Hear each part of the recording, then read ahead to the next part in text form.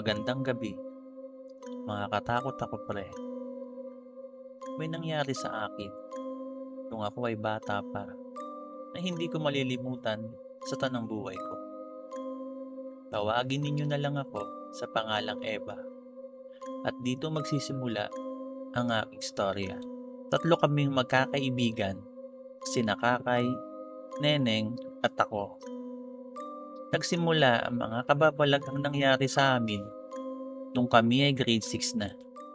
Isang hapon noon, habang kami ay pauwi na, naglalakad kasi kami kapag pauwi sa amin kasi magkakalapit bahay lang na kami tatlo.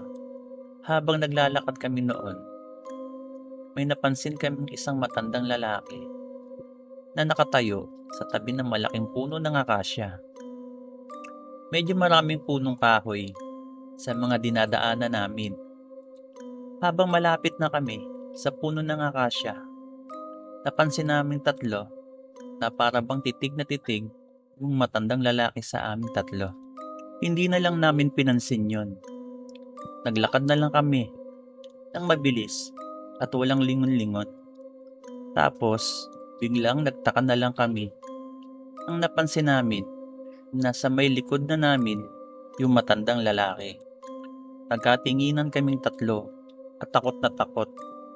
Sa sobrang takot namin, kami ay nagtakbuhan. Halos gumulong at nagkadapa-dapa na kaming tatlo sa sobrang karipas ng takbo namin. Nang makalayo na kami at malapit na kami sa aming mga bahay, ay nakahinga na kami ng maluwag. Akala namin na hindi na namin makikita yung matandang dito kami nagkakamali.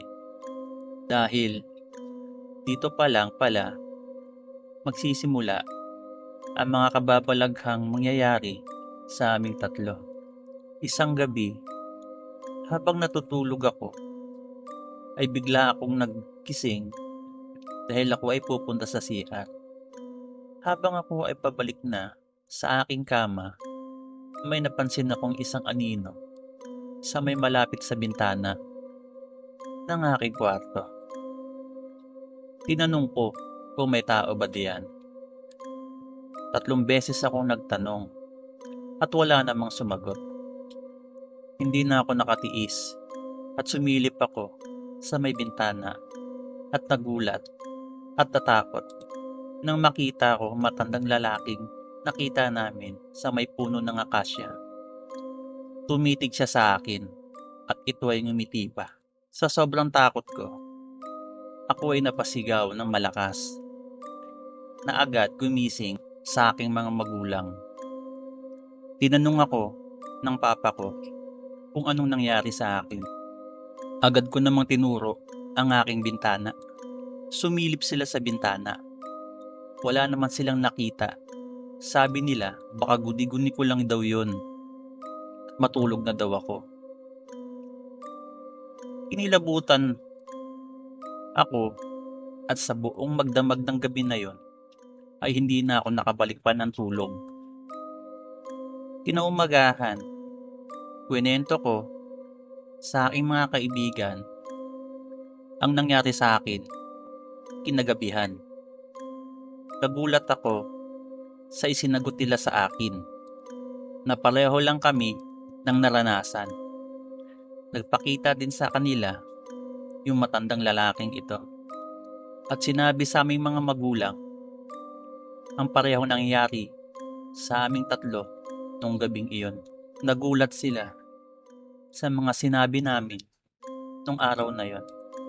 Nagdesisyon sila na ipatingin kaming tatlo sa albularyo at doon namin nalaman na isang kapre pala yung matandang lalaki at naghahanap ito na makakaparehas na gustong isama sa kanilang kaharian at isa sa amin ang kanyang napupusuan. Dahil dito, ibinigyan kami ng pangontra ng albularyo para hindi na kami uling gambalain pa ng kapre na yon. At mula nga noon ay di na nagpakita ulit at hindi na kami ginambala ng matandang kapre at namuhay na ng walang takot.